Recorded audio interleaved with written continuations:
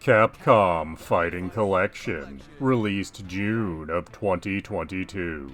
Available on all modern platforms. Retailing for $39.99.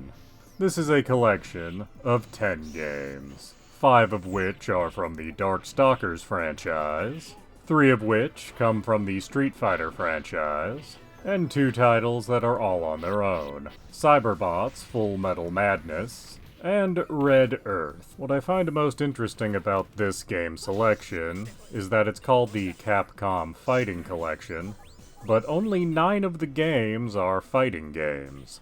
Super Puzzle Fighter 2 Turbo is here, and while it is a great game, and a competitive puzzle game, I'm hard-pressed to actually think of it as a fighting game.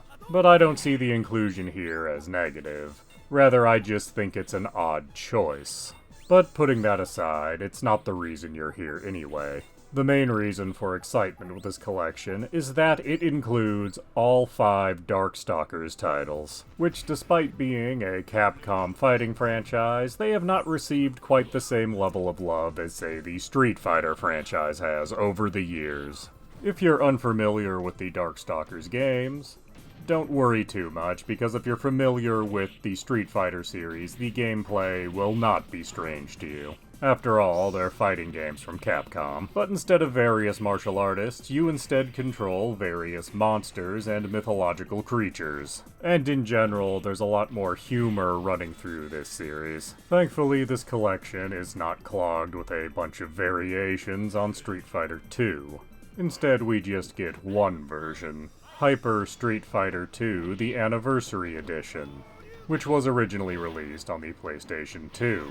And this is an odd version of Street Fighter 2, simply because it allows you to play as various versions of characters from the various versions of Street Fighter 2. Meaning you can have the original version of a character fight another character from Street Fighter 2 Turbo, which can make matchups in this game very strange. Red Earth is a game in this collection I'd not heard of before this collection, as it's a fighting game that has elements of RPGs in it, and it uses fighting game mechanics to have you not fight other fighters, but a series of boss characters, which is quite an interesting idea, especially when you consider this game was from 1996.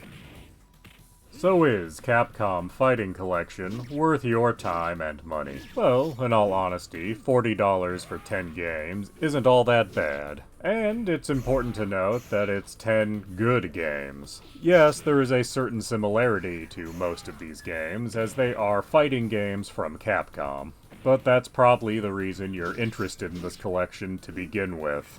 And not since the days of the PlayStation 2 have we had all 5 Darkstalkers games available in one place. And of course, it's not just the games themselves, there's some interesting materials in the museum too.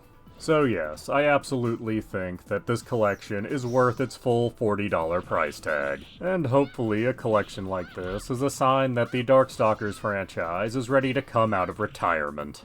As we've had a few ports over the years, but we haven't had an actually brand new Darkstalkers game since 1997.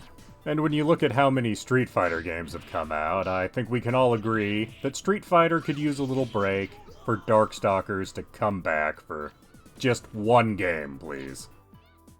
Please do subscribe, comment, like, and tell your friends.